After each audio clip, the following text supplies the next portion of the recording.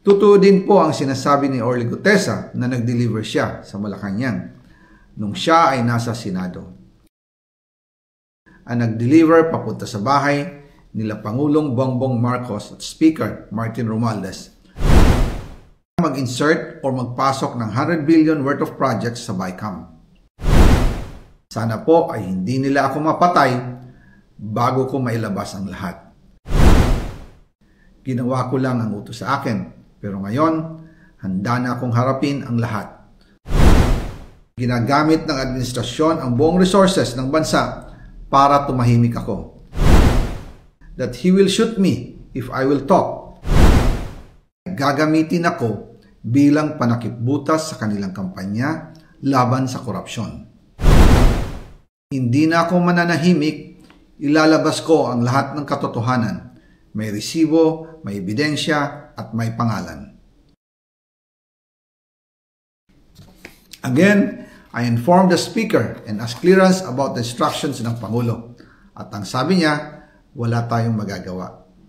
Kaya po nagtataka ako kung bakit sinasabi ni Pangulo na hindi niya makilala ang budget, samantalang lahat na binawas at dinagdag sa mga ahensya ng gobyerno ay humihingi ng approval sa kanya si Sec Mina Pangandaman.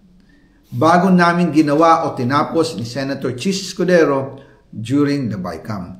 Sinabi pa ni Sec Mina, everything is cleared with the President, basta importante, pasok ang pondo na request ng Pangulo. The following day, sinabi ni Sec Mina, approve na si Presidente BBM sa lahat na binawasan na ahensya. Masaya na ang Pangulo dahil naipasok ang gusto niyang 100 billion insertion. Wala pong perang napunta sa akin. Lahat po ng insertion napunta sa ating Pangulo at Speaker Martin Romualdez. Ako lang at ang aking mga tao, sila Paul Estrada, Mark Tiksay, at ang aking mga security ang nag-deliver papunta sa bahay nila Pangulong Bongbong Marcos at Speaker Martin Romualdez sa North Forbes Park, South Forbes Park hanggang sa Malacanang. Yung mga deliveries po ay merong record ang aking mga tao.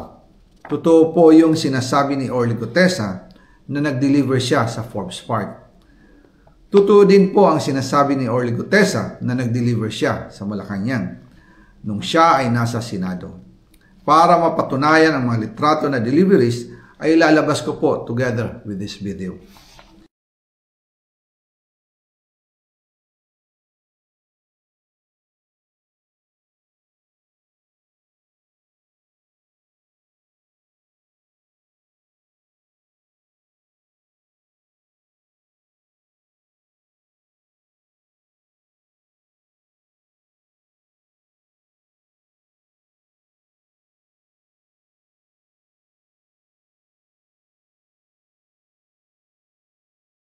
After po ng approval ng budget sa General Appropriations Act of 2025, nagtanong po ako sa DPWH kung magkano ang kailangan na ibigay sa Office of the President o ang SOP na bigayan. Ang sinagot sa akin ay 25%. Ang ibig sabihin nito, 25% ng 100 billion ang SOP na kailangan ibigay kay BBM mismo. In total, 25 billion ang napunta kay Pangulong Bongbong Marcos. Kaya ngayon ay hinahamon ko si Ombudsman Remulla kung seryoso talaga siya sa mga sinasabi niya sa kanyang press release na idadamay niya pati si Martin Romualdez kung magbibigay ako ng ebidensya.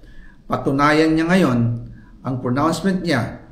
Imbestigahan niya ang fraternity Brad at ang kanyang kaibigan na si Speaker Martin Romualdez kung talagang tutupad siya sa tungkulin niya. Imbestigahan din niya si President Bongbong Marcos. Sabi nga ni BBM nung SONA, let's do it right at mahiya naman kayo, hindi po ba? Nananawagan din po ako sa Senado na imbestigahan ang 100 billion insertion ni Presidente. Alam ko po na hindi gagawin ni Ombudsman Remulla ang hamon ko. Pero magaling ang Senado sa imbestigasyon at ako ay naniniwala na dahil sa kanila lalabas ang katotohanan.